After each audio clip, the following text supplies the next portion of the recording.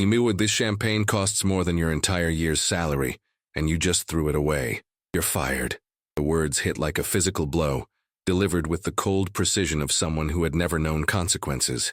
Zain Hassan's dark eyes burned with contempt as he stared down at the young waitress who had just spilled Dom Perignon across his $10,000 Armani suit. At 28, he was one of America's youngest billionaires, devastatingly handsome with the kind of dangerous charm that graced magazine covers and broke hearts across 2 continents. His black hair was perfectly styled, his jaw sharp enough to cut glass, and his presence commanded attention wherever he went.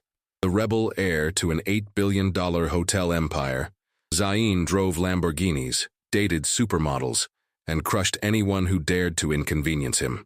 The champagne glass lay shattered against the marble floor of the Palazzo Beverly Hills, crystal fragments scattered across designer shoes as Hollywood's elite watched in stunned silence. Producers, tech moguls, and international investors, all witnessing this public execution over a $2,000 bottle of vintage champagne. "Pack your things and get out," Zain continued, his voice dripping with disdain. "Someone who can't afford to replace what they destroy has no business working here." But what this waitress said next, what she did to him in front of everyone, it would bring this arrogant billionaire to his knees and change his life forever. Before we dive into this incredible story, drop a comment below and tell us where you're watching from. Trust me, what happens next will shock you. The young woman, her name tag read Laila, stood frozen for a moment, her hand still gripping the silver tray. She was perhaps 25, with long dark hair pulled back in an elegant bun that had somehow remained perfect despite the chaos. Her olive skin had paled slightly, but her posture remained straight, dignified even in the face of such public humiliation. Zain expected tears. He expected begging. He expected the usual groveling that came when he flexed his power over the little people who served his empire. Instead, Laila slowly set down her tray and looked him directly in the eyes. "You're right," she said quietly, her voice carrying clearly through the restaurant's sudden silence. "I can't afford to replace your champagne. I make $2,800 a month working double shifts at 3 different jobs, but there's something you can't afford to replace either." Zain's eyebrows raised slightly, more amused than concerned. "Oh? And what's that?" "Your humanity," Laila replied, her brown eyes never leaving his. "Because unlike champagne, once you've lost it completely, no amount of money in the world can buy it back." A ripple of surprised murmurs swept through the dining room. Several investors shifted uncomfortably in their seats. Zain's jaw tightened. No one spoke to him this way. No one. "Excuse me?" he said, his voice dangerously low. Laila took a small step forward, her chin lifting with quiet defiance. "You heard me correctly, Mr. Hassan. I may be just a waitress to you, but I have something you clearly don't. The ability to sleep peacefully at night, knowing I haven't destroyed someone's dignity for sport." A Hollywood producer at Table 7, Marcus Goldman, actually choked on his wine. The tech mogul beside him pulled out his phone, undoubtedly recording this unprecedented moment. When was the last time anyone had challenged Zain Hassan publicly? When was the last time anyone had challenged him at all? Zain's hands clenched into fists, his face flushed with a mixture of rage and something else, something he couldn't quite identify. "Do you have any idea who you're talking to? A man who thinks his bank account makes him better than everyone else," Laila replied without hesitation. "A man who gets pleasure from humiliating hard-working people. A man who has clearly forgotten that money is temporary but character is forever." The silence that followed was deafening.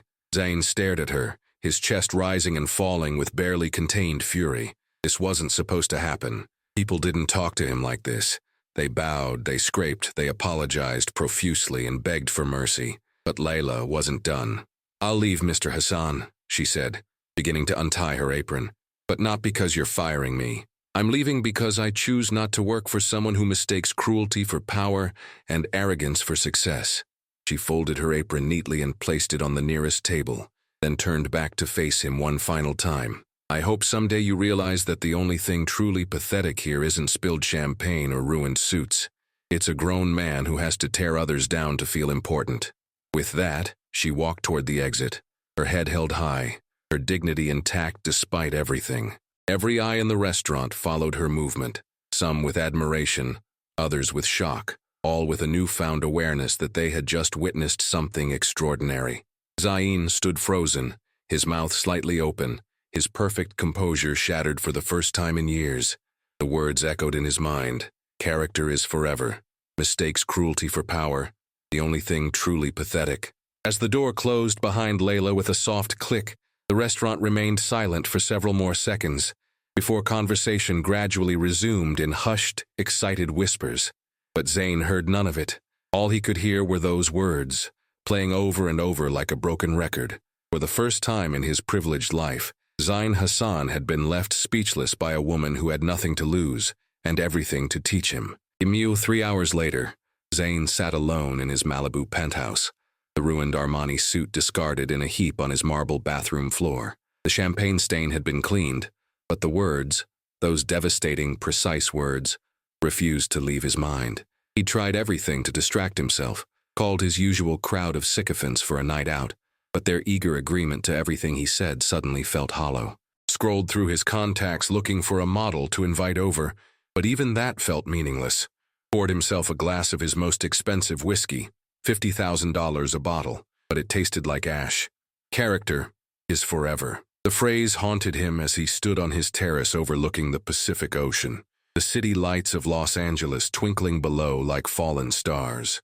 From here, he could see his empire, hotels, restaurants, clubs, all bearing the Hassan name, all generating millions in revenue every single day. But tonight, none of it felt like enough. Zain pulled out his phone and did something he hadn't done in years. He Googled himself. The headlines were predictable. Bad boy billionaire's latest scandal. Zain Hassan, from playboy to problem child. The rebel heir who's never faced consequences. Consequences. There was that word again. His finger hovered over the search bar. Then, almost without thinking, he typed, Laila Rodriguez, Los Angeles. The results were sparse. A LinkedIn profile showing she had a bachelor's degree in business administration from UCLA. Summa cum laude, he noted with surprise. A few social media posts, mostly about her volunteer work at local homeless shelters. Nothing that suggested she was anything other than exactly what she appeared to be. A hard-working young woman trying to make ends meet. I make $2,800 a month working double shifts at 3 different jobs. Zain set his phone down and walked to his floor-to-ceiling windows. His reflection stared back at him, still handsome, still perfectly groomed, still wearing clothes that cost more than most people made in months. But for the first time, he didn't like what he saw. The memory of Laila's eyes flashed through his mind. Brown, intelligent, fearless. She had looked at him not with the hunger or fear he was accustomed to, but with something far worse. Disappointment, as if she had expected better from him and found him lacking. His phone buzzed with a text from his assistant. Sir, the incident at Palazzo tonight has already made 3 gossip blogs. Should we prepare a statement? Zain stared at the message for a long moment, then typed back, Find out where Laila Rodriguez is working now. I need to speak with her. Sir? You heard me. Find her. As he hit send, Zain caught his reflection in the dark window again. Something had shifted tonight, something fundamental. For 28 years he had lived his life believing that money solved everything, that power meant never having to apologize, that being Zain Hassan was enough. But a $2,800 a month waitress had just proven him wrong, and for reasons he couldn't explain, that terrified and thrilled him in equal measure. The news the next morning brought complications Zain hadn't anticipated. By 7 a.m., his phone was buzzing incessantly with calls from his publicist, his board of directors, and his father. The one person Zain truly didn't want to deal with right now. Zain, came the gravelly voice of Omar Hassan, patriarch of the Hassan Empire, and a man who had built his fortune through calculated ruthlessness. We need to talk. Good morning to you too, father. Don't be flippant. I've seen the videos. Videos. Plural. Zain's stomach dropped as he opened his laptop and searched for his name. Sure enough, multiple angles of last night's confrontation were plastered across social media. The hashtag #ChampagneGate was trending, along with Toss Lady Hero and the Billionaire shaming. But it was the comments that made his blood run cold. Finally, someone put this arrogant brat in his place. That waitress has more class in her little finger than he has in his entire body. This is exactly what's wrong with the ultra-rich. Zero empathy, zero humanity. I hope she sues him for workplace harassment. The board is meeting in an hour, Omar continued. This is damaging our reputation. Our stock dropped 3% overnight. It's just social media noise. It'll blow over. Will it? Omar's voice grew sharper. Because I'm looking at reservation cancellations across 5 of our properties. The Beverly Hills location alone has lost 27 bookings since last night. Zain closed his laptop with more force than necessary. So what do you want me to do? Issue some generic apology and make a donation to charity? Make it all go away with money like always? I want you to fix this, Zain, and I want you to remember that your personal reputation affects this entire company. Your behavior doesn't just reflect on you. It reflects on everyone who works for us. After Omar hung up, Zain found himself thinking about those words. Everyone who works for us. Like Laila had worked for them. Like the hundreds of other servers, housekeepers, valets, and staff members who made the Hassan empire possible, while men like him sipped champagne and made cruel jokes. His assistant's text came through at 9:15 a.m. Founder, Laila Rodriguez, 25, lives in a studio apartment in Koreatown, works at Danny's Diner on Wilshire, Carson's Coffee on Melrose, and does weekend catering gigs. Shall I arrange a meeting? Zain stared at the address for several minutes. 3 jobs. A studio apartment in one of LA's more affordable neighborhoods. She really had been telling the truth about everything. Instead of replying to his assistant, Zain grabbed his keys, not to the Lamborghini or the McLaren, but to his most understated car, a black BMW that wouldn't draw attention. 20 minutes later, he was parked across from Danny's Diner, watching through the window as Laila moved efficiently between tables, coffee pot in hand, that same quiet dignity radiating from her even in the harsh fluorescent lighting. She was beautiful, he realized. Not in the artificial, high-maintenance way of the women who usually surrounded him, but in a natural, effortless way that made her remarkable rather than merely pretty. Her dark hair was pulled back in a simple ponytail. She wore minimal makeup, and her uniform was clearly well worn but impeccably clean. What struck him most was how she interacted with the customers. An elderly man who lingered over his coffee got a warm smile and patient conversation. A frazzled mother with 2 young children received extra attention and crackers for the kids. A construction worker counting change was quietly told his meal was on the house when he came up short. This was who she really was. Not the fierce woman who had challenged him in front of Hollywood's elite, but someone who extended kindness as naturally as breathing. Zain's phone buzzed with another text from his assistant. Sir, there's been a development. Someone has posted Laila Rodriguez's personal information online, including her home address. She's received several threatening messages from people calling her names and telling her to know her place. The blood drained from Zain's face. This was his fault. His public humiliation had led to this. Strangers threatening a woman whose only crime had been speaking truth to power. Without thinking, he got out of his car and pushed through the diner's door. The bell chimed, and several heads turned in his direction. He heard whispers, saw phones coming out, but all of that faded when Laila looked up from the counter and their eyes met. The coffee pot in her hand trembled slightly, the first sign of vulnerability he'd seen from her. We need to talk, Zain said quietly. What happened next would determine whether this was the beginning of his redemption or the final confirmation of everything she'd said about his character. The diner fell silent except for the sizzle of the grill and the soft hum of the refrigeration units. Every eye was on Zain and Laila, phones discreetly raised to capture whatever was about to unfold. The elderly man in the corner booth actually adjusted his hearing aid, not wanting to miss a single word. I'm working, Laila said coolly, though Zain could see the tension in her shoulders. If you want coffee, there's a line. Laila, please, just 5 minutes. Last time you spoke to me, it was to fire me and humiliate me in front of 50 people. Now you want 5 minutes? Her voice was steady, professional, but he could hear the steel underneath. The diner's manager, a burly man in his 50s named Pete, appeared beside her. Everything okay here, Laila? It's fine, Pete. Mr. Hassan was just leaving. But Zain didn't move. Instead, he did something that shocked everyone in the diner, including himself. He sat down at the nearest stool at the counter in full view of every phone camera and curious stare. You were right, he said simply. Layla's composure cracked slightly. Excuse me? Last night, everything you said about me. You were absolutely right. His voice carried clearly through the small space, ensuring everyone could hear. I am pathetic. I do mistake cruelty for power, and I have lost my humanity. The whispers stopped. Even the cook had turned around to listen.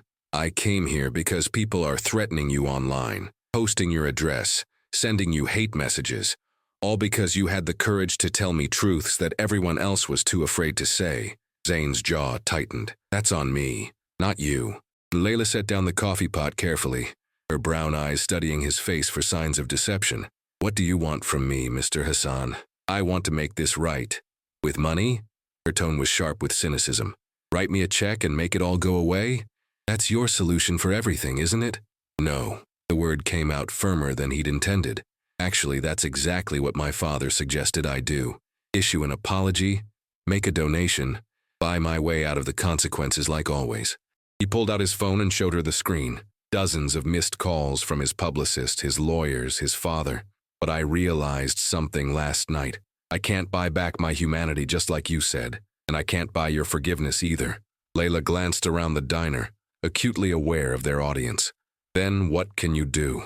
Zain was quiet for a long moment, and when he spoke again, his voice was different, less arrogant, more uncertain. I can try to earn it. I can try to become the kind of man who deserves it. And why would you want to do that? She asked, genuine curiosity replacing some of the wariness in her voice. You have everything money can buy. You could snap your fingers and have a dozen people tell you that you're wonderful just the way you are. Because, Zain said, meeting her eyes directly, for the first time in my life, someone looked at me and saw exactly who I really am. Not my money, not my status, not my family name, just me. And what you saw? He paused, swallowing hard. What you saw was someone I don't want to be anymore. The elderly man in the corner booth, a regular named Frank, suddenly started clapping slowly.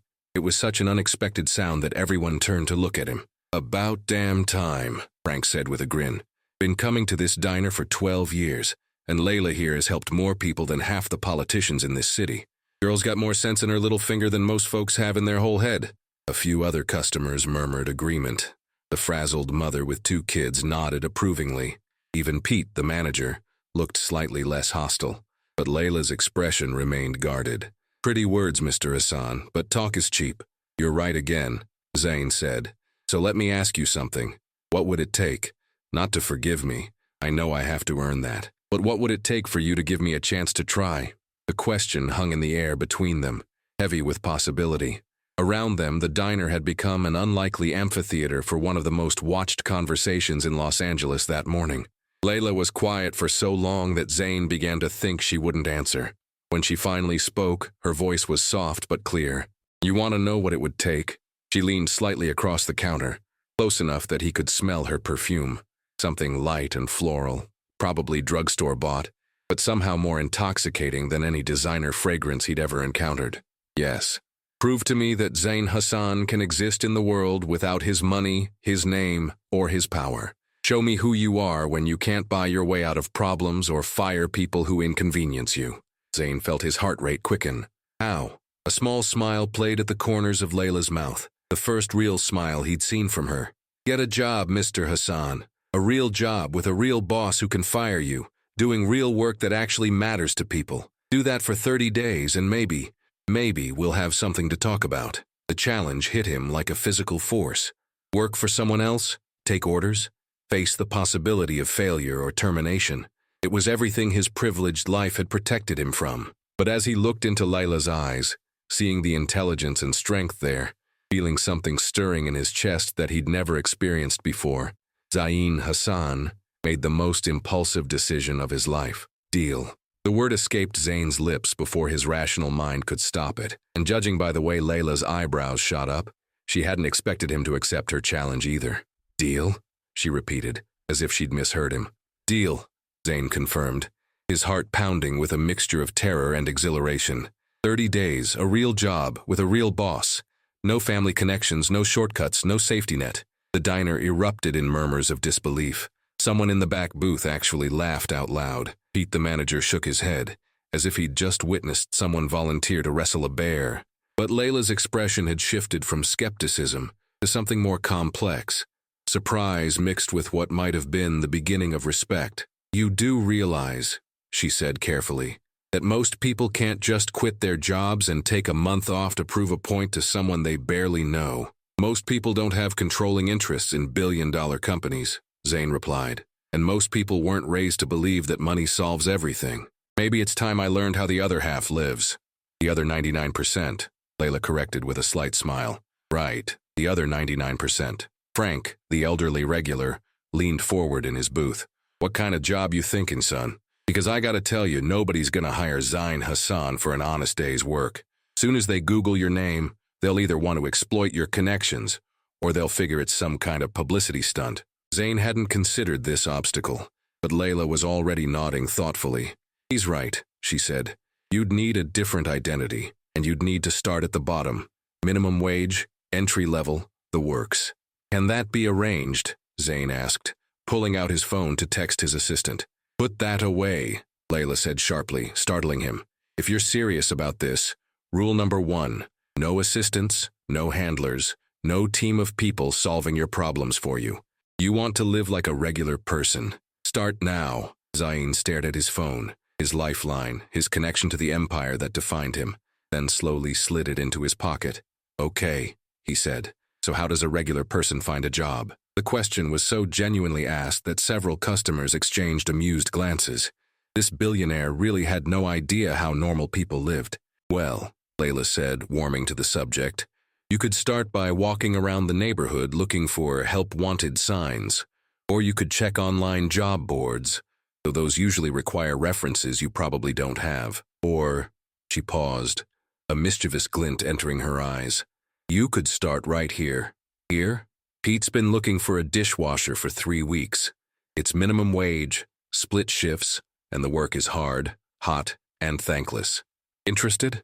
Pete looked like he'd swallowed his coffee the wrong way. Now hold on, Laila. I can't hire him. This place would turn into a circus. Every influencer and reporter in LA would be camped outside. Not if he doesn't look like Zain Hassan, Laila said thoughtfully. She studied Zain's perfectly styled hair, his designer casual wear, his manicured hands. You'd need a complete makeover. Haircut, clothes, maybe even a different name. What do you suggest? For starters, lose the perfect hair. Get something normal, maybe a little messy. Trade the designer clothes for thrift store finds. And your hands. She reached out and took his hand in hers, examining his soft palms and manicured nails. The contact sent an unexpected jolt through Zain's system. These have never done a day's manual labor. They will, he said quietly, not pulling his hand away from hers. For a moment, they just looked at each other, her small, calloused hand still holding his larger, soft one. Something passed between them. Recognition, perhaps, or possibility.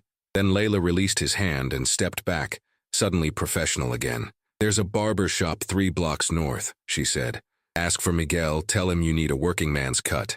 The thrift store on the corner has decent clothes, and there's a hardware store down the street where you can buy some sandpaper. Sandpaper? For your hands. If you're going to convince anyone you're not a billionaire, you need calluses. Zain nodded, mentally cataloging each instruction. And the name? Something simple, common, something that won't make people look twice. Zain is already pretty common in the Arab-American community, he pointed out. True, but Hassan isn't. And your accent? She tilted her head, listening to his speech patterns. You sound like you went to private schools and Ivy League universities. Because I did. Well, you'll need to sound like you went to public school and community college. Think you can manage that? The challenge in her voice sparked something competitive in Zain. He'd always been good at adapting, at reading people and situations. How hard could it be to pretend to be someone else for a month? Zain Martinez, he said, deliberately flattening his accent and dropping the cultured pronunciation. Sounds more accessible. Laila's lips curved in what might have been approval. Better. We'll work on it. Will? If you're serious about this, you're going to need a coach. Someone to teach you how normal people act, speak, and think. She gestured around the diner. Welcome to Normal People 101, Mr. Martinez. Class starts now. As Zain Martinez, looked around the modest diner with its cracked vinyl seats, flickering fluorescent lights, and the smell of bacon grease in the air, he realized he was about to embark on the most challenging and potentially transformative month of his life, and for the first time in years, he felt genuinely excited about something. 3 hours later, Zain stood outside Miguel's barber shop, staring at his reflection in the window. His perfectly styled hair was gone, replaced by a simple, slightly uneven cut that made him look younger and infinitely more approachable. The designer clothes had been donated to Goodwill, replaced by faded jeans, a plain white t-shirt, and scuffed work boots from the thrift store. But the most dramatic change was in his hands. Following Laila's advice, he'd spent an hour with sandpaper, carefully roughening his palms and fingertips until they looked like they'd done actual work. The results weren't perfect. It would take weeks to develop real calluses, but they were convincing enough for a first day. His phone buzzed constantly with calls from his father, his publicist, his board members. Everyone wanted to know where he was, what he was doing, how he planned to handle the ongoing social media storm. But Zain kept the phone silenced, following Laila's first rule: no safety net. When he walked back into Danny's diner, the transformation was so complete that Pete had to look twice before recognizing him. "Jesus," the manager muttered. "I wouldn't have known you if I passed you on the street." "That's the point," Laila said. But Zain could see approval in her eyes as she took in his new appearance. "How do you feel?" "Different," Zain admitted. And he did. Lighter somehow, as if the expensive clothes and perfect grooming had been a costume he'd been wearing his whole life without realizing it. "Good different or bad different?"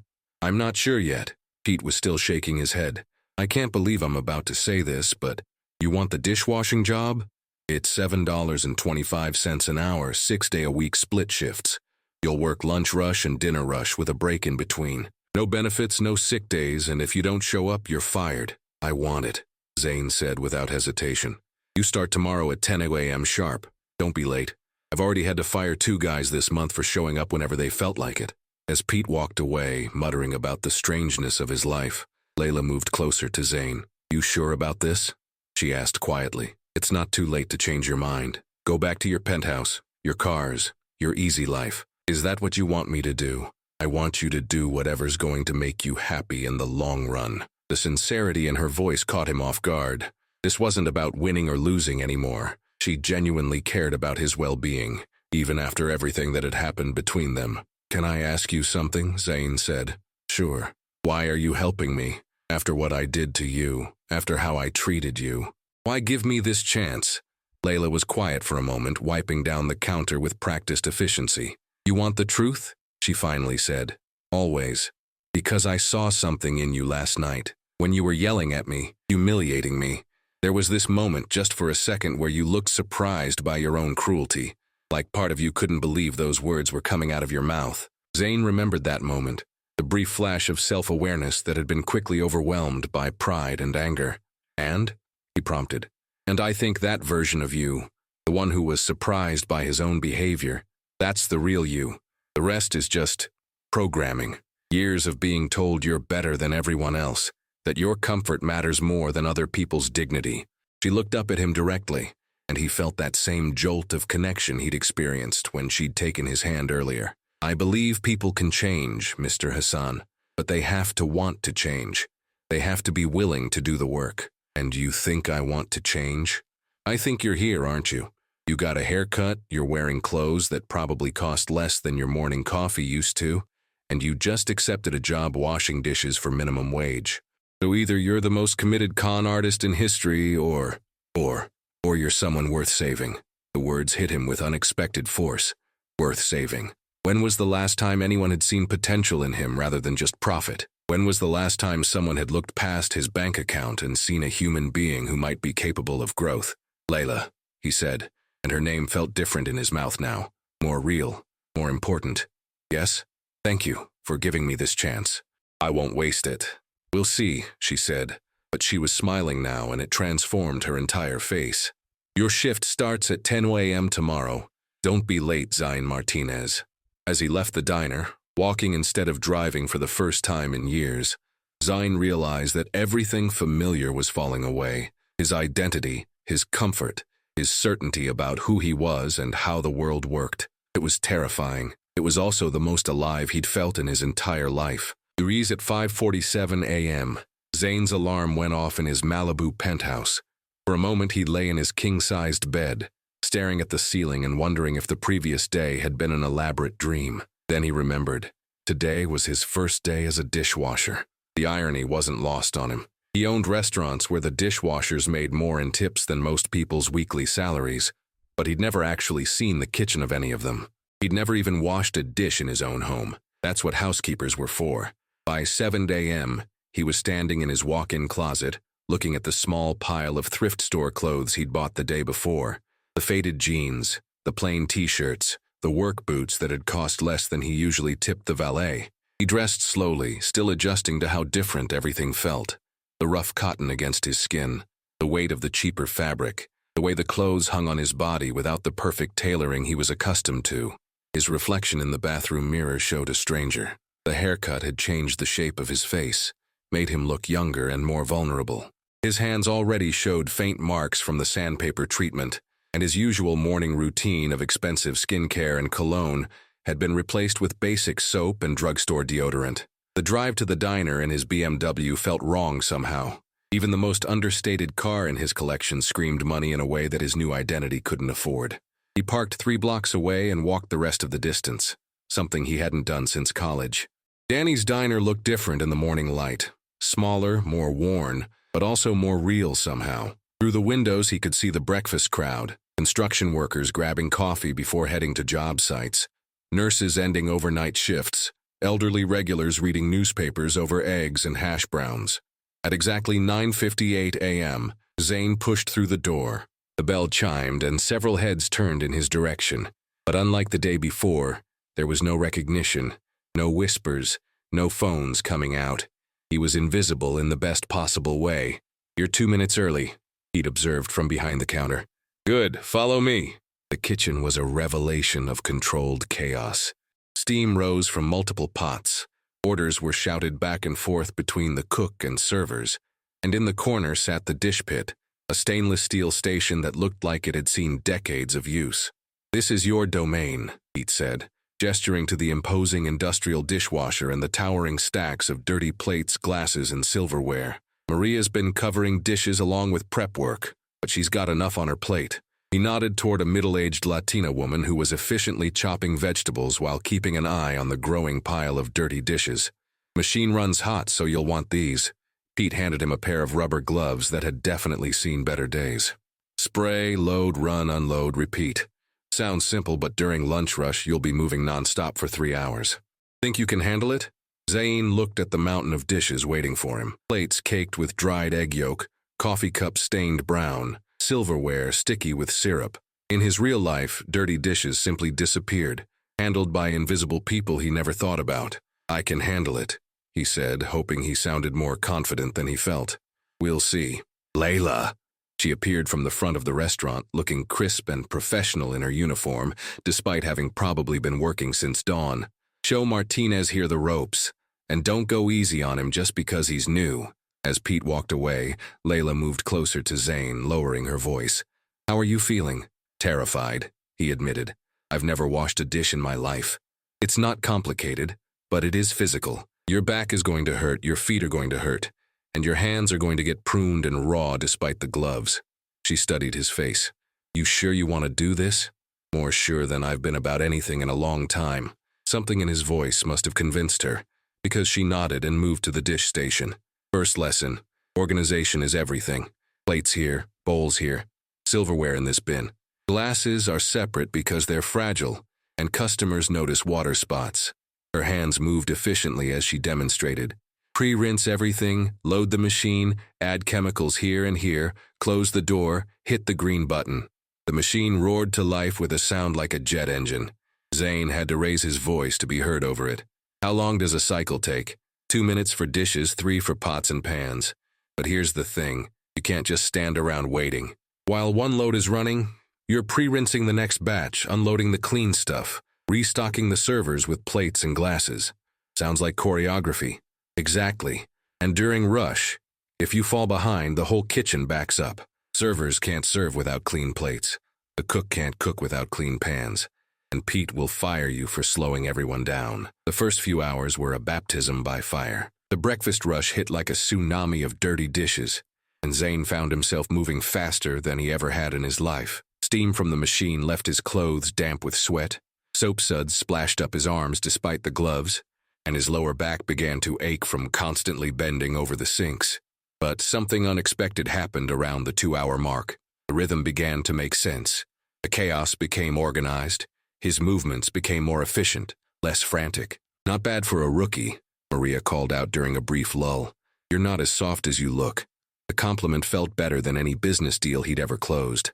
By 2 p.m., the lunch rush was winding down, and Zain was exhausted in a way he'd never experienced. Every muscle in his body ached. His clothes were soaked with sweat and dishwater, and his hands were starting to wrinkle despite the gloves. But he'd done it. He'd kept up, hadn't broken anything important, and hadn't slowed down the kitchen. "Nice work," Laila said, appearing beside him as he loaded the last of the lunch dishes. "You looked like you were going to pass out around hour 2, but you pushed through. Is it always this intense?" "This was actually pretty light for a Tuesday. Wait until Friday night." Zain leaned against the dish station, catching his breath. "Can I ask you something?" "Sure." "How do you do this 3 times a day, 6 days a week? I'm completely drained, and this is just one shift." Layla's expression softened slightly. "You get used to it. Your body adapts, you learn shortcuts, and—" She paused. "You remember why you're doing it, which is survival, rent, groceries, keeping the lights on. When you don't have a choice, you find strength you didn't know you had." The simplicity of her answer hit him harder than any business philosophy he'd ever heard. She wasn't working herself to exhaustion for glory or achievement or the thrill of the deal. She was working to live. "I never understood that before," he said quietly. "Understood what?" "How much courage it takes just to get by. How much strength it requires to keep going when you're tired and everything hurts and tomorrow you have to do it all over again." Laila looked at him with something that might have been surprise. "Most people who've never lived paycheck to paycheck think we're just lazy or unmotivated. I was one of those people. And now?" Zain looked around the kitchen, at Maria still prepping vegetables for dinner service, at Pete calculating the day's numbers, at the servers restocking supplies for the evening shift. "Now I think I was an idiot." For the first time since he'd known her, Laila laughed, really laughed, not just a polite smile but genuine amusement. "Well," she said, "that's definitely progress." As Zain left the diner that afternoon, his entire body aching and his hands raw despite the gloves, he realized something profound had shifted. For 6 hours he hadn't thought about stock prices, board meetings, or social media mentions. He hadn't worried about his reputation or his father's approval. He'd simply focused on doing the work in front of him, contributing something useful, being part of a team. It was the most satisfying day he'd had in years. Day 5 of Zain's transformation brought unexpected complications. He'd fallen into a rhythm at the diner: arrive early, work hard, listen more than he spoke, and slowly earn the respect of his coworkers. His body was adapting to the physical demands. His hands were developing genuine calluses, and his technique with the industrial dishwasher had improved dramatically. But the outside world wasn't going to let Zain Hassan disappear quietly. "Martinez!" Pete called from the front of the restaurant, his voice tense with annoyance. "Get out here!" Zain dried his hands and walked to the dining room, where he found Pete staring out the front window with a grim expression. Across the street, a news van was parked conspicuously, its satellite dish extended, and a reporter was doing what appeared to be a live broadcast while pointing at the diner. "They've been there for an hour," Pete said, "asking customers if they've seen the Billionaire dishwasher. Some food blogger posted about spotting you here yesterday." Zain's stomach dropped. He'd been so focused on the work, on proving himself to Laila and his new co-workers, that he'd forgotten how impossible it was to truly disappear in the age of social media. "I'm sorry, Pete. This is exactly what I was trying to avoid." "Yeah. Well, it's happening anyway. And if this turns into a circus, I'm going to have to let you go. I can't have my customers feeling like they're part of some reality show every time they want a cup of coffee." Before Zain could respond, Laila appeared at his side, having clearly overheard the conversation. "How did they find out?" she asked. "Could have been anyone," Zain said, running a hand through his now messy hair. "A customer, someone who works here, someone who saw me walking to work. It was naive to think I could stay anonymous indefinitely." The bell above the door chimed, and a well-dressed woman with a microphone entered, followed by a cameraman. Pete moved to intercept them immediately. "We're closed for cleaning," he lied smoothly. "Actually, we're from Channel 7 News, and we'd like to speak with Zain Hassan about his recent employment here." "Never heard of him," Pete replied without missing a beat. But the reporter's eyes had already found Zain, despite his changed appearance. "Mr. Hassan, can you comment on why you're working as a dishwasher? Is this a publicity stunt? Are you filming a reality show?" Before Zain could answer, Laila stepped forward, positioning herself between him and the camera. "I'm sorry, but you need to leave," she said firmly. "You're disrupting our customers and our business." "Ma'am, are you the waitress who confronted Mr. Hassan at his restaurant? Are you two romantically involved? Is that what this is really about?" The questions hit like physical blows. Zain saw Layla's face flush with embarrassment and anger, and something protective flared in his chest. "That's enough," he said, stepping around Layla to face the reporter directly. "You want a statement? Here's your statement. I'm here because I'm trying to learn something about myself and about how most people live. This woman," he gestured to Layla, "challenged me to step outside my comfort zone and see if I could function in the real world. She was right to challenge me, and I'm grateful for it." "So you are romantically involved?" "We're friends," Zain said, though the word felt inadequate. "She's teaching me things I should have learned years ago about dignity, hard work, and what really matters in life." "And how long do you plan to continue this experiment?" "As long as it takes." The reporter pressed for more details, but Pete had had enough. He physically ushered them toward the door, threatening to call the police if they didn't leave his establishment alone. After they left, an uncomfortable silence settled over the diner. The few customers who had witnessed the scene were either staring openly or pretending very hard not to stare. "Well," Pete said finally, "that's going to be on the evening news." "I should quit," Zain said. "This isn't fair to you or anyone else who works here." "Hold on," Layla said quickly. "Let's think about this." "There's nothing to think about. I'm bringing unwanted attention to your workplace, making everyone uncomfortable, turning a normal day into a media circus. This is exactly why the challenge was impossible from the beginning." But Layla was shaking her head.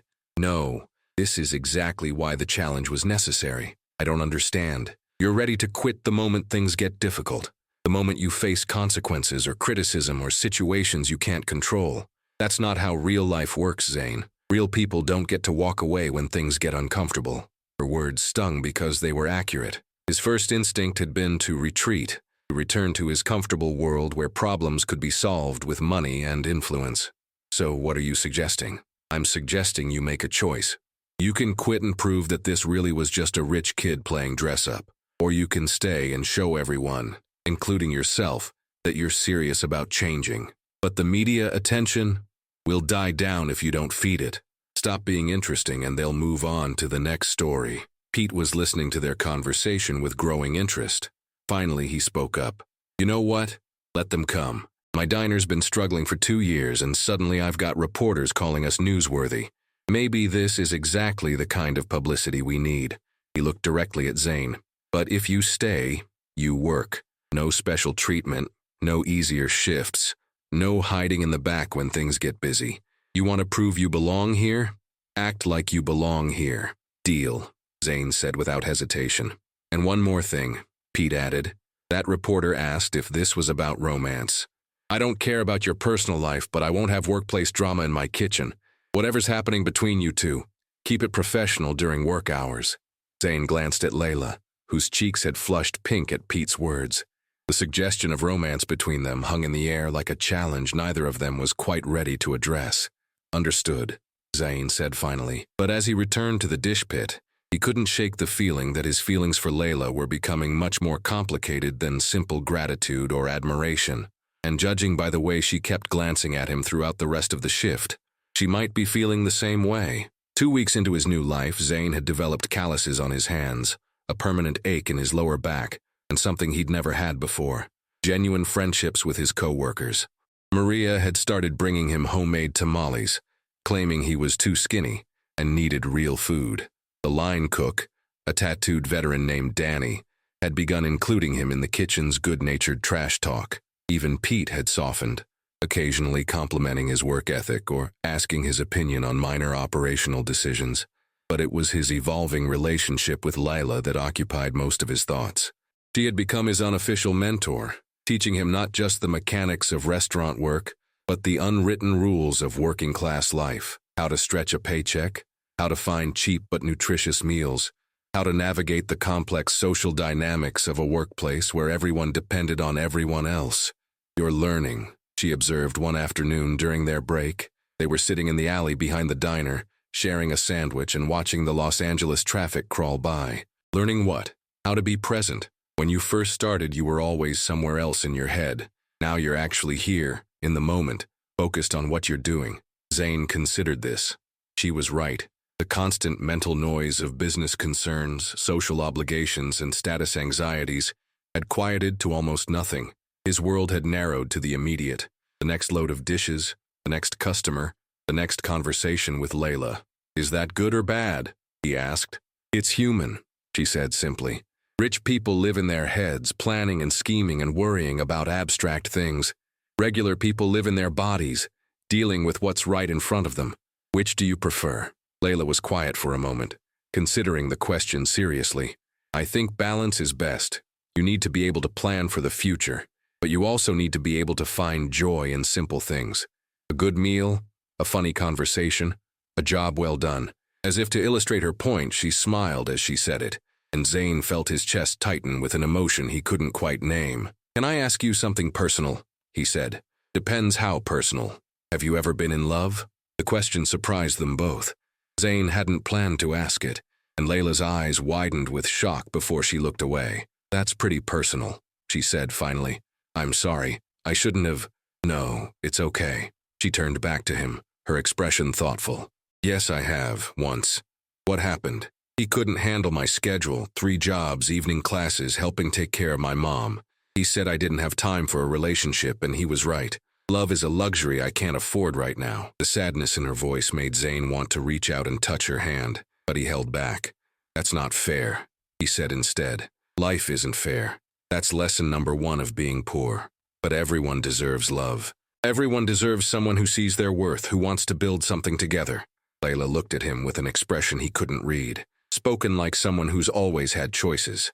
"What do you mean?" "When you don't have money, you don't get to choose based on love alone. You have to think about practical things. Can this person help provide stability? Do they understand the pressures you're under? Are they going to stick around when things get difficult? Or are they going to bail the moment life gets real?" The words stung because Zain knew she was talking about him, at least partially. He was playing at being poor, trying it on like a costume he could remove whenever he chose. What if someone was willing to change? He asked quietly. What if they were willing to learn, to grow, to become someone worthy of that kind of love? Laila met his eyes directly. "I'd say actions matter more than words. Anyone can talk about change.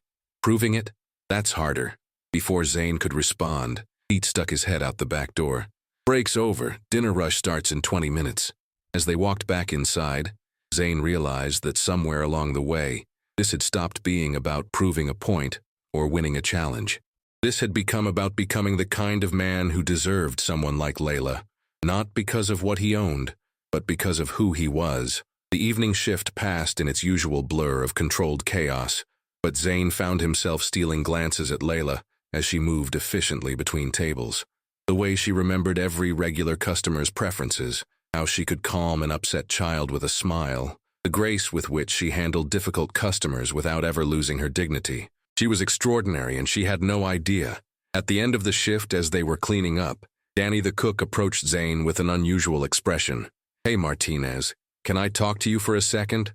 They stepped aside, and Danny lowered his voice. "Look, I don't know what your deal is, but I've been working kitchens for 15 years, and I can spot a fake from a mile away.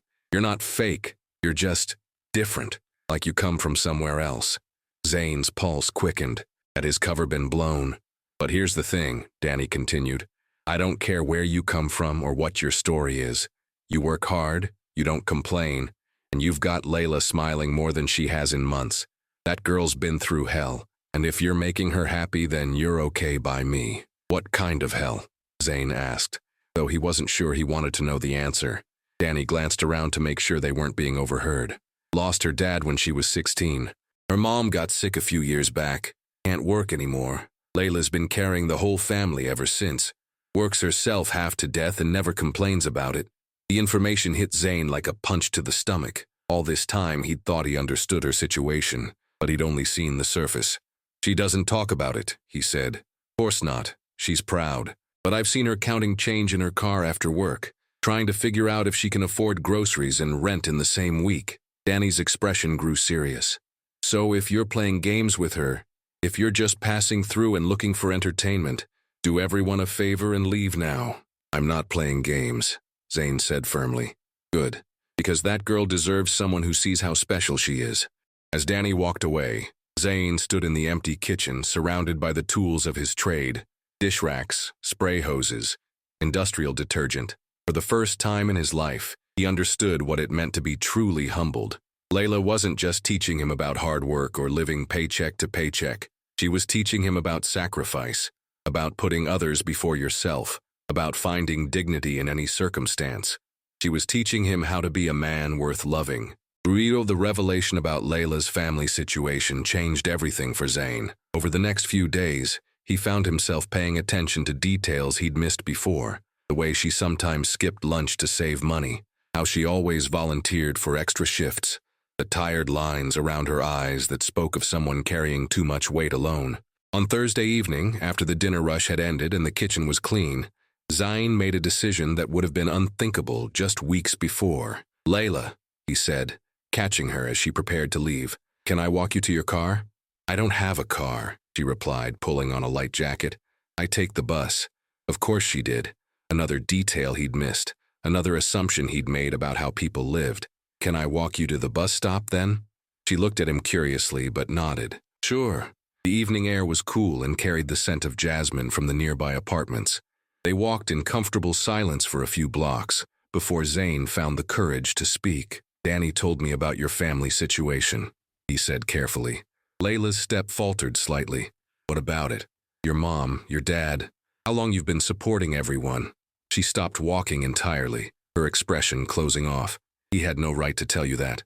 He was protecting you, making sure I understood what kind of person you are." "What kind of person am I?" Her voice was defensive now. "The kind who gives everything for the people she loves. The kind who works 3 jobs and never complains.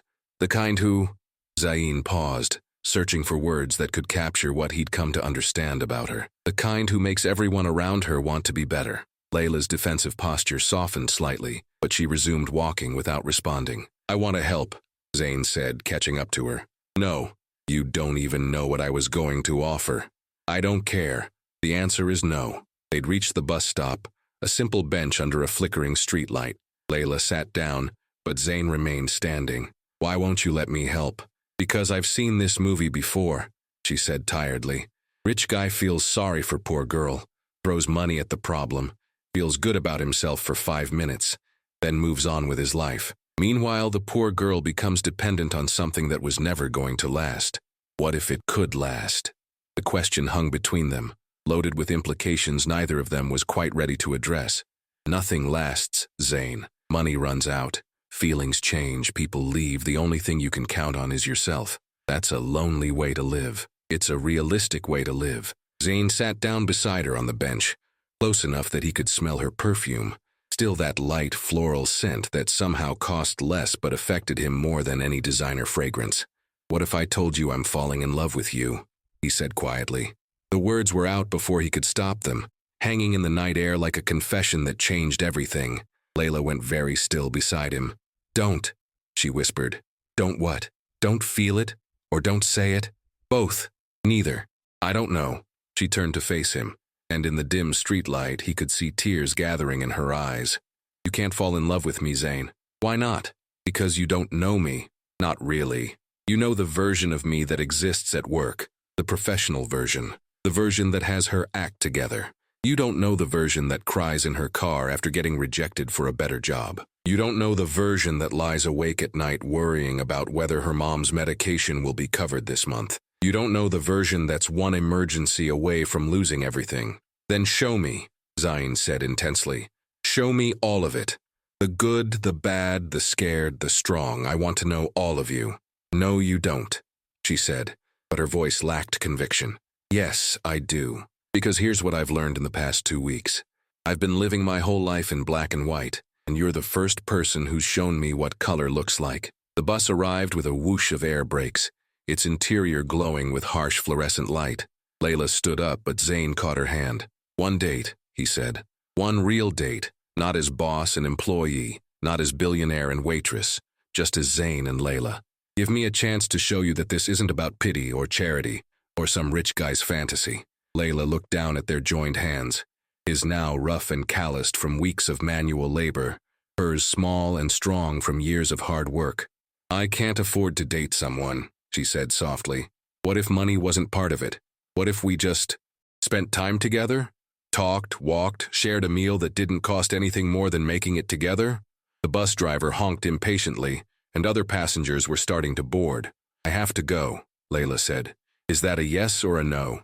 She looked at him for a long moment, and Zain saw something in her eyes shift. Walls coming down, possibilities opening up. "Ask me again in a week," she said finally, "when you've had time to think about whether this is what you really want or just what you think you want." She boarded the bus, and Zain watched through the window as she found a seat. Just before the bus pulled away, she looked back at him and smiled. Not the professional smile she wore at work, but something softer, more vulnerable, more real. As the bus disappeared into the LA traffic, Zain realized that for the first time in his adult life, he was facing something that couldn't be bought, manipulated, or controlled. He was facing love, and it was terrifying and exhilarating in equal measure. The week that followed Zain's confession passed in a blur of heightened awareness and careful distance. At work, he and Laila maintained their professional rapport, but there was an undercurrent of tension that everyone seemed to notice. "You two are being weird," Maria observed on Wednesday, watching Zain carefully avoid looking directly at Laila as she passed through the kitchen. "We're being professional," Zain replied, scrubbing a particularly stubborn pot with more force than necessary. "Professional, my ass. You're both walking around like someone died and she keeps staring at you when you're not looking." "She does." "Aha, I knew it." Maria grinned triumphantly. "You two have it bad for each other." Before Zain could deny it, Danny appeared at his shoulder. "Martinez, whatever you did, fix it. Layla's been distracted all week, and a distracted server makes mistakes. Mistakes cost money." "I didn't do anything wrong," Zain protested. "Then do something right." The advice echoed in Zain's head throughout the rest of his shift. What would doing something right look like? In his old life, he would have sent flowers, booked a table at an exclusive restaurant, used his wealth and connections to create a grand gesture. But that approach was exactly what Laila had rejected. After work, instead of taking the bus home to his apartment, he'd moved out of the Malibu penthouse and into a modest studio to maintain his cover. Zain found himself walking through Layla's neighborhood. He wasn't stalking or planning to ambush her.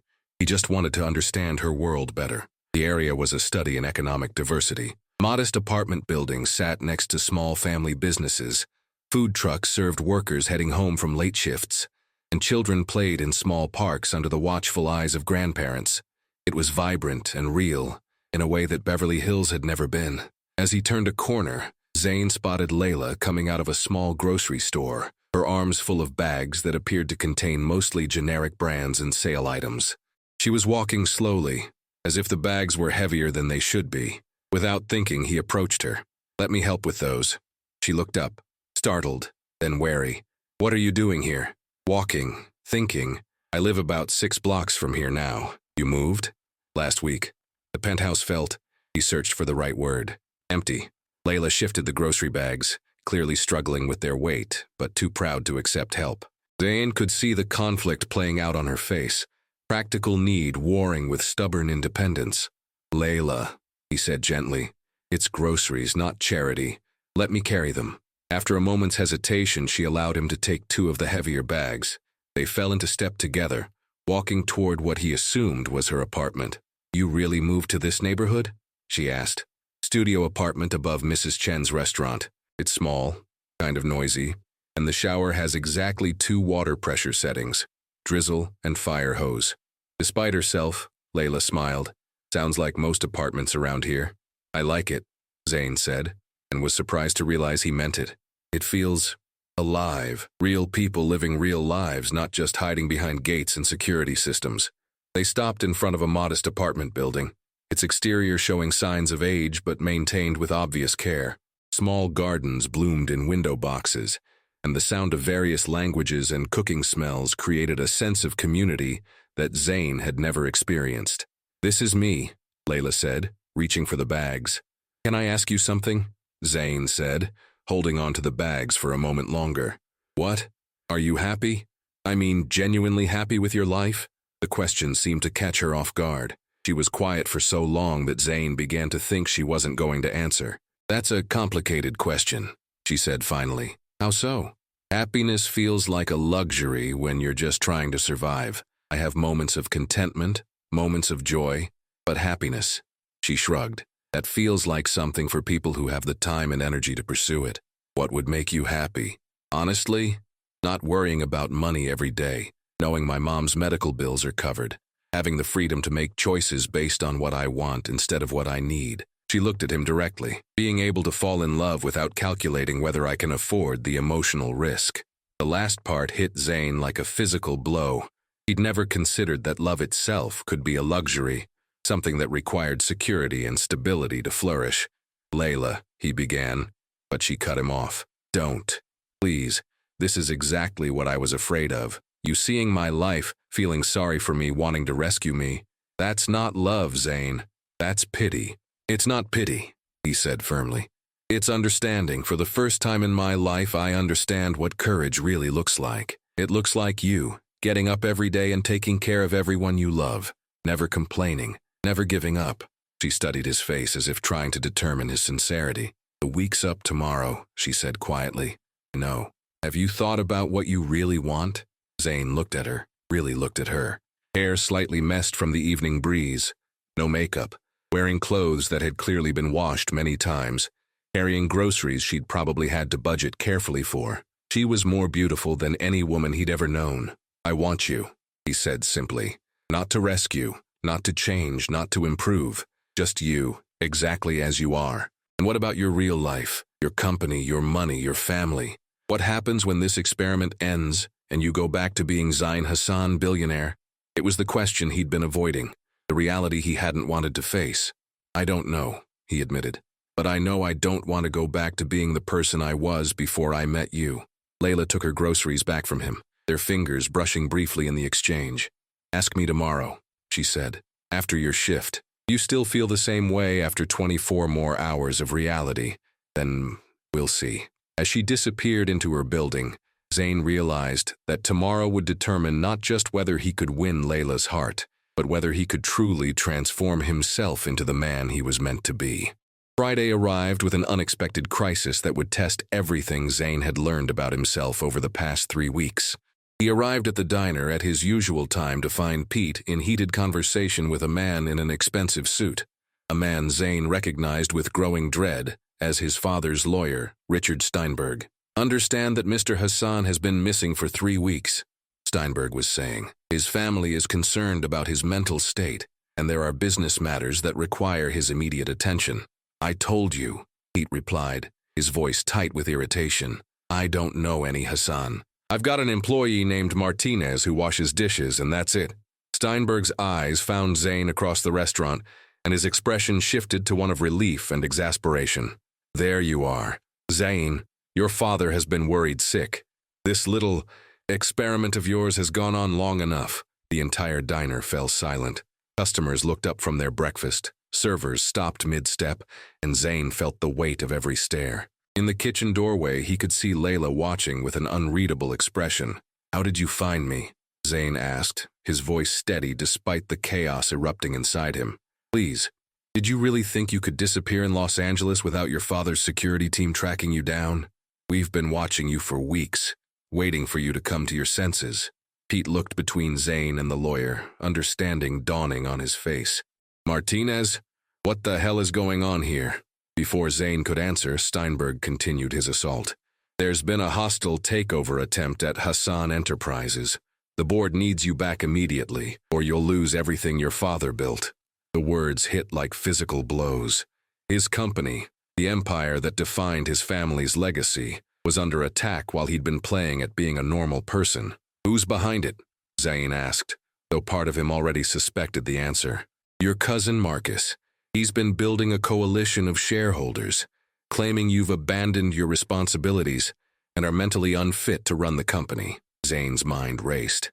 Marcus had always resented being passed over for the CEO position, had always believed he deserved to inherit the Hassan empire instead of Zain. The vote is Monday, Steinberg continued. If you're not there to defend your position, the board will have no choice but to remove you. Around the diner, whispers were starting. Phones came out undoubtedly to capture this moment when Zain Hassan's double life was finally exposed. I need a minute, Zain said, but Steinberg shook his head. You need to come with me now. The jet is waiting at LAX. The jet? Pete's voice was ice cold. It was, Jesus Christ, Martinez or Hassan or whoever the hell you are. How long were you planning to keep lying to everyone here? Zain looked around the diner, at Pete, whose trust he'd clearly betrayed, at Maria and Danny, who were staring at him like he was a stranger, at the customers who were now openly filming this confrontation. But it was Laila's face that broke his heart. She wasn't angry or shocked or hurt. She just looked resigned, as if she'd been expecting this moment all along. Laila, he started toward her, but she stepped back. Don't, she said quietly. Just don't. This isn't what it looks like. It's exactly what it looks like, she replied. It's a rich man playing dress-up, pretending to be something he's not, until reality came calling. That's not fair. You know me. You know who I've become. I know who you've been pretending to be. There's a difference. Steinberg cleared his throat impatiently. Zain, we need to leave. Every minute we waste here is costing the company millions. The weight of the moment pressed down on Zain like a physical force. Everything he'd worked for over the past 3 weeks, the relationships he'd built, the person he'd become, the love he'd discovered, was crumbling around him. But there was also the company to consider. Hundreds of employees who depended on Hassan Enterprises for their livelihoods. The legacy his father had built through decades of hard work. I need 5 minutes, Zain said to Steinberg. Wait outside. Zain, 5 minutes. After the lawyer reluctantly left, Zain found himself facing the disappointed faces of people who had become more than co-workers. They had become family. How much of it was a lie? Pete asked, his voice heavy with betrayal. The name was fake. The backstory was fake. Everything else, the work, the friendships, who I am when I'm here, that's all real. Bullshit, Danny said from the kitchen doorway. Rich people don't change. They just play games until they get bored. That's not what this was, Zain insisted, but he could see the doubt in everyone's eyes. Then prove it, Laila said, stepping forward. Her voice was calm, but he could see the pain she was trying to hide. You have a choice to make, Zain. Go back to your real life, save your company, be the billionaire you were born to be. Or stay here, keep washing dishes for minimum wage, and prove that the man I thought I was falling in love with actually exists. The ultimatum hung in the air between them. Outside, he could see Steinberg pacing impatiently, checking his watch. In his pocket, his phone was buzzing with urgent calls from board members, shareholders, and executives. It's not that simple, Zain said desperately. There are hundreds of people who work for my company. If I don't go back, if I let Marcus take over, they could lose their jobs. So save them, Laila said. Be the hero your employees need. Be the CEO your father raised you to be. Just don't pretend this was ever about becoming a better person. This was about you proving you could slum it with the regular people for a few weeks before returning to your real life. That's not true, and you know it. Do I? Because right now it looks like the first time you had to choose between your money and your principles. Money won. The accusation stung because there was truth in it. He was choosing to leave, choosing to return to his old life, choosing the safety of wealth and power over the uncertainty of love and authenticity. But what else could he do? Let his father's life work be destroyed? Let hundreds of employees lose their jobs because he was too selfish to face his responsibilities? I have to go, he said finally, the words tasting like ashes in his mouth. I know, Laila replied softly. I just wish you could have been honest about who you really were from the beginning. If I had been, would you have given me a chance? The question hung between them for a moment before Laila shook her head. No, probably not. Then you understand why I couldn't tell you. I understand why you lied, I just can't respect it. As Zain walked toward the door, Pete called after him. Martinez, Hassan, whatever your name is. If you ever want to come back and work an honest day's work for honest pay, you've got a job here. But no more lies, no more games. Just show up and do the work. Outside, Steinberg was waiting with a Blacktown car. As they drove toward LAX, Zain stared out the window at the city where he'd discovered who he could be, watching it disappear behind him as he returned to who he was expected to be. On the plane, as Los Angeles fell away beneath him, and the familiar weight of responsibility settled back onto his shoulders, Zain realized he was facing the most important question of his life. Was it possible to be both versions of himself, the compassionate man he'd become, and the powerful businessman he'd always been? Or had he just learned that some transformations were too good to be true? The Hassan Enterprises boardroom had never felt more like a battlefield. Zain sat at the head of the mahogany table in his perfectly tailored suit, his hair professionally styled, looking every inch the billionaire CEO he'd always been. But inside, he felt like an imposter wearing someone else's clothes. His cousin Marcus sat at the opposite end of the table, flanked by 3 board members who had clearly already chosen sides. The other directors looked uncomfortable, caught between family loyalty and business practicality. "Gentlemen," Omar Hassan began, his voice carrying the authority of the company's founder, "we're here to address concerns about Zain's fitness to continue as CEO." Marcus leaned forward, his expression a carefully constructed mask of concern.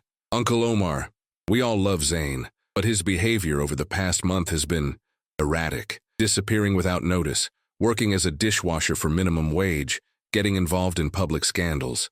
The shareholders are losing confidence." "The shareholders," Zain said, his voice cold. "Or you, Marcus. This isn't personal, Zain, it's business. The company stock has dropped 12% since your adventure began. We've lost 3 major contracts because clients questioned our stability. How do we explain to investors that their CEO was literally washing dishes instead of running board meetings?" Board member Patricia Wells, a woman Zain had known since childhood, spoke up reluctantly. "Zain, we need to understand what happened. Why did you disappear? Why put yourself and the company through this?" Zain looked around the table at faces he'd known for years, people who had watched him grow up, who had supported his rise to CEO, who now looked at him with confusion and disappointment. "I disappeared," he said carefully, "because I realized I had no idea who I was outside of this room, outside of this company, outside of my bank account." "And what did you discover?" Omar asked, genuine curiosity in his voice. "I discovered that I was a terrible person," Zain said simply. "Arrogant, cruel, completely disconnected from the reality of how most people live. I discovered that I had mistaken wealth for worth, power for purpose." Marcus scoffed. "So you had an identity crisis. That's what therapists are for, not minimum wage jobs." "It wasn't an identity crisis," Zain corrected. "It was an awakening. I learned what it means to work for something, to contribute something meaningful, to care about people who can't do anything for me in return." "Very touching," Marcus said sarcastically. "But how does that translate to running a billion-dollar corporation? How does washing dishes prepare you to make decisions that affect thousands of employees and millions in revenue?" The question hit Zain unexpectedly hard, because it forced him to confront the central contradiction of his situation. Everything Marcus was saying was technically correct. His month at the diner had no direct relevance to corporate leadership. But then he thought about Maria, working double shifts to support her family, about Danny, carrying the weight of his team's success on his shoulders, about Pete, making difficult decisions every day that affected the livelihoods of his employees, about Laila, sacrificing her own dreams to take care of the people she loved. "You want to know what washing dishes taught me about running a company?" Zain stood up, energy coursing through him as clarity finally emerged from the confusion of the past few days. "It taught me that every single person in this company matters. Not just the executives, not just the shareholders, but every housekeeper who cleans our hotels, every server who serves our restaurants, every maintenance worker who keeps our properties functioning." He began pacing, his voice growing stronger with conviction. "It taught me that leadership isn't about commanding from above. It's about understanding every level of the operation, knowing what your people go through, respecting their contributions. It taught me that profit isn't the only measure of success. Purpose matters too." Marcus rolled his eyes. "This is exactly what I'm talking about. He's lost sight of the bottom line. Have I?" Zain turned to face his cousin directly. "Marcus, what was our employee turnover rate last year?" "I don't see how that's 37%. We spent $42 million in recruitment and training costs because people don't want to work for us. Our customer satisfaction scores are down 18% from 5 years ago. Our brand reputation surveys show that people see us as cold, impersonal, focused only on profit." The room was silent as Zain continued. "I spent a month working alongside the kind of people who make our company function, and I learned something Marcus will never understand. When you treat people with dignity, when you show them their work has value, when you create an environment where they feel respected, they give you everything. Their loyalty, their creativity, their dedication. Omar was listening intently now, his business mind clearly engaged. "What are you proposing?"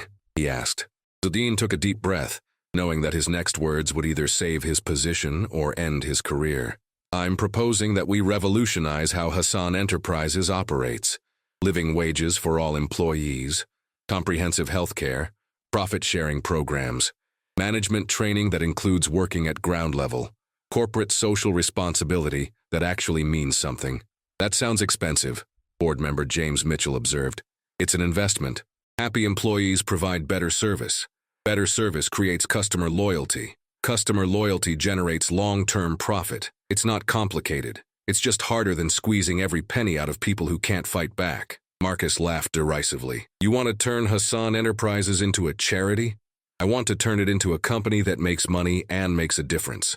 A company that our employees are proud to work for, that our customers trust, that our competitors respect." "And if the shareholders don't like it?" Patricia asked. "Then we find shareholders who understand that sustainable success requires sustainable practices. The old model of extracting maximum profit at minimum cost is dying, and companies that don't evolve will die with it." The room fell silent as board members exchanged glances, clearly wrestling with the implications of Zain's proposal. Finally, Omar spoke. "This is a radical departure from how we've always operated." "Yes, it is. It's risky, unproven. So was every major innovation in business history." Omar studied his son for a long moment, and Zain saw something shift in the older man's expression. Recognition, perhaps, or respect. "The question," Omar said slowly, "is whether the board believes this vision represents the future of Hassan Enterprises, or the fantasy of a CEO who's lost touch with reality." As the board members prepared to vote on his future, Zain realized that this moment would determine not just his career, but his identity. Was he Zain Hassan, the entitled billionaire who had learned some humility? Or was he Zain Martinez, the man who had discovered purpose in service to others? Maybe, he thought, he could be both. The vote was closer than anyone expected, 5-4 in favor of keeping Zain as CEO, with Omar casting the deciding vote. "But," Omar said as the meeting concluded, "this is conditional. You have 6 months to prove that your new philosophy can produce results.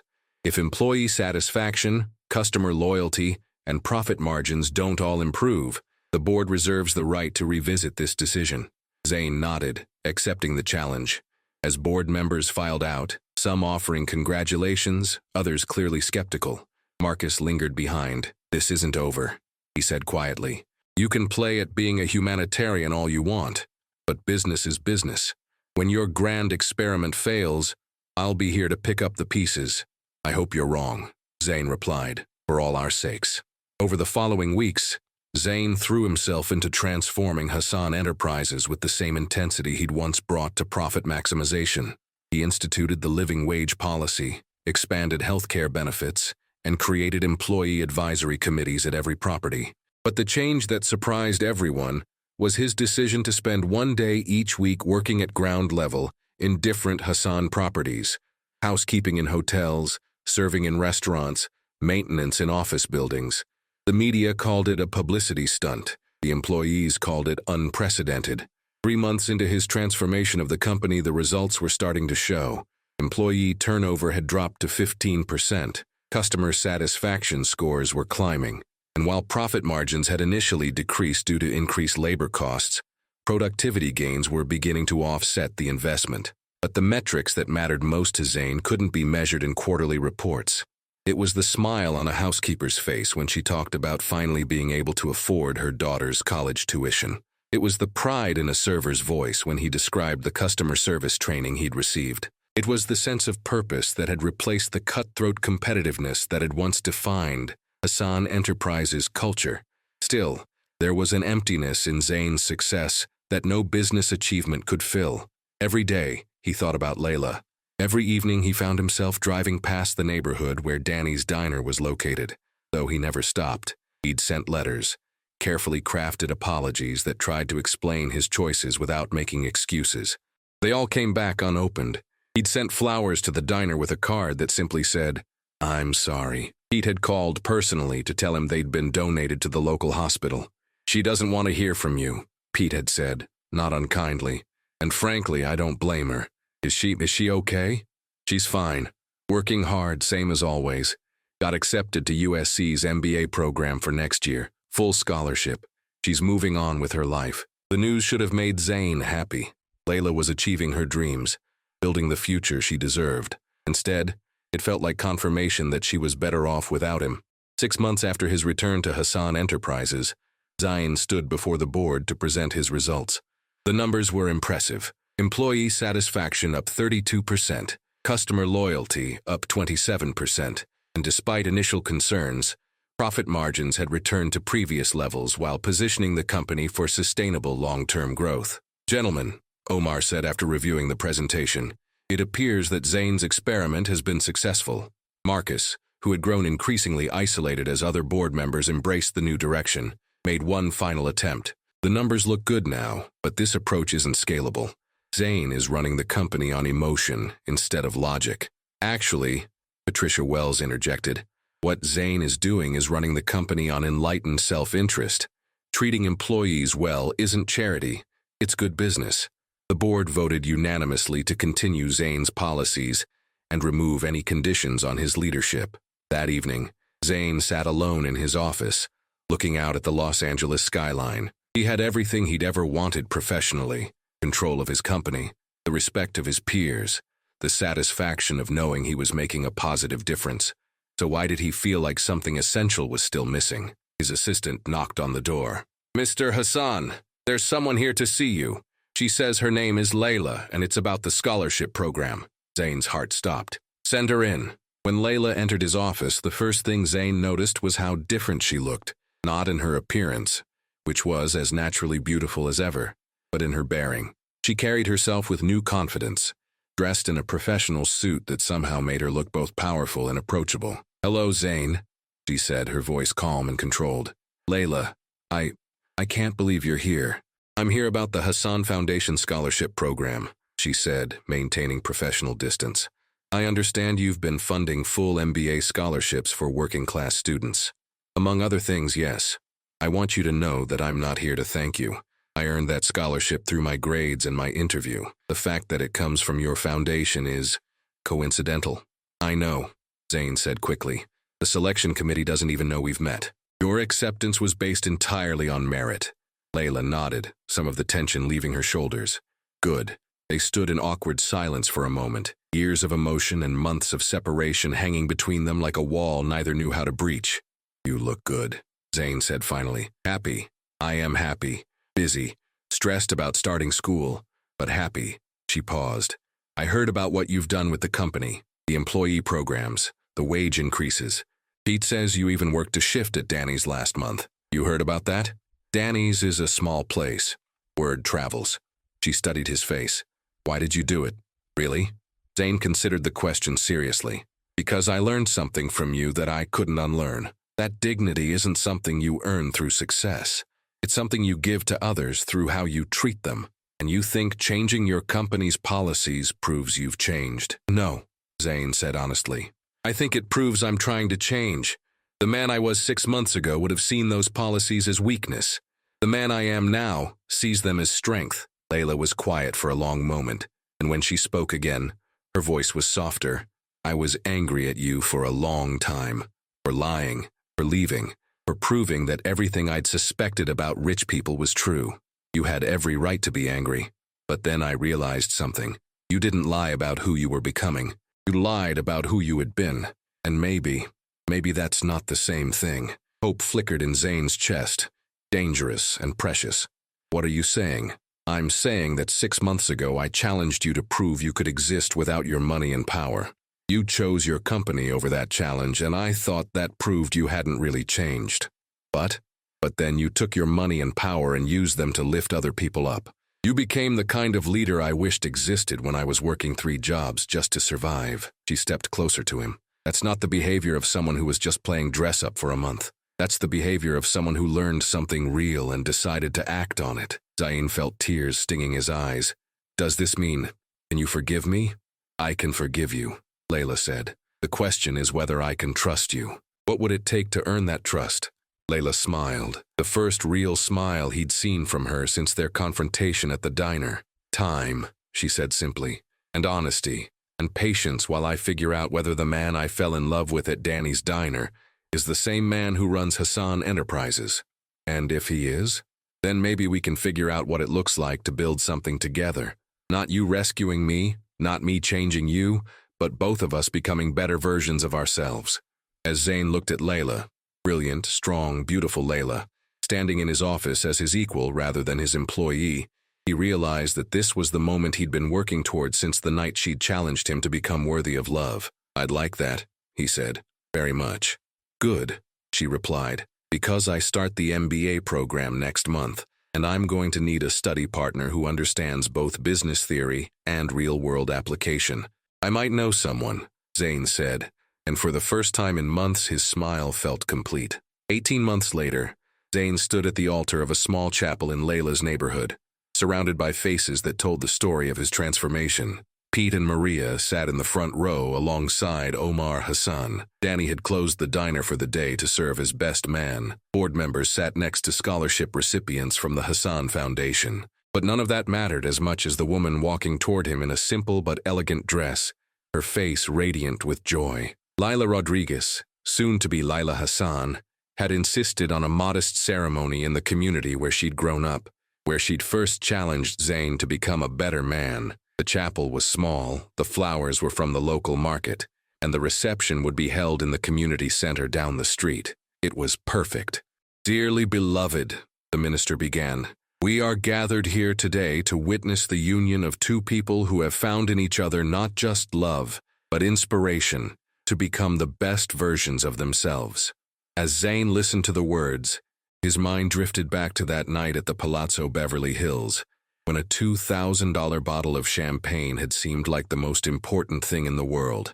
Now, holding Laila's hands and looking into her eyes, he understood what true value looked like. Do you, Zain Hassan, take Laila Rodriguez to be your wife, to honor her, support her dreams, and stand beside her as an equal partner in all things? I do, Zain said, his voice strong and clear. And do you, Laila Rodriguez, take Zain Hassan to be your husband, to challenge him, believe in him, and build with him a life based on shared values and mutual respect? I do, Laila replied, her smile bright enough to power the entire neighborhood. As they exchanged rings, simple bands that Zain had insisted on buying with money he'd earned from his weekly shifts at various Hassan properties, Pete called out from the audience. About time you two figured it out. The chapel erupted in laughter, and even the minister smiled. By the power vested in me, I now pronounce you husband and wife. When Zain kissed his bride, he tasted champagne on her lips.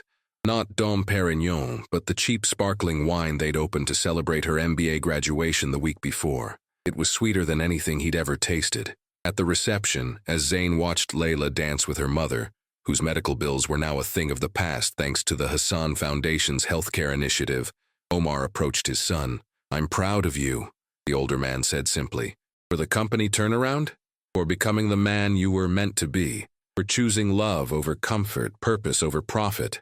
Omar paused, watching his new daughter-in-law laugh with her friends. Your mother would have loved her. Later that evening, as they slow danced to a song played by a local mariachi band, Laila's Choice, Zain marveled at how different his life had become. Any regrets? Laila asked, reading his thoughts as she often did. Just one, Zain replied, her eyebrows raised in concern. What? I wish I could go back and thank the arrogant bastard who spilled champagne on your dress that night. If he hadn't been such a complete ass, I might never have met the woman who saved my soul. Laila laughed, the sound mixing with the music and the chatter of their friends and family. Well, she said, if we ever invent time travel, I'll make sure to buy him a drink. Make it champagne, Zain suggested. Something expensive and wasteful and completely unnecessary.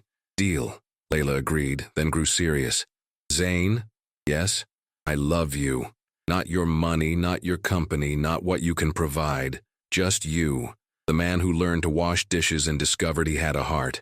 As the mariachi band played on, and the Los Angeles stars twinkled overhead, Zain Hassan held his wife close and realized that he had finally learned the most important lesson of all.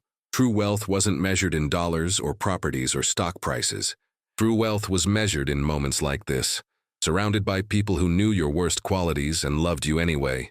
Married to a woman who had seen you at your most arrogant and helped you become your most authentic, confident that tomorrow would bring new opportunities to lift others up rather than tear them down. 3 years ago, Zain Hassan had been a billionaire who had everything money could buy and nothing that actually mattered. Today, he was still a billionaire, but more importantly, he was a man who had learned that the most valuable things in life couldn't be purchased, only earned through love, humility, and the courage to change. As the song ended and the celebration continued around them, Zain whispered in his wife's ear, "Thank you for saving me. Thank you for being worth saving," Laila whispered back. And in that moment, surrounded by love and laughter in a community center in East LA, Zain Hassan finally understood what it meant to be truly rich.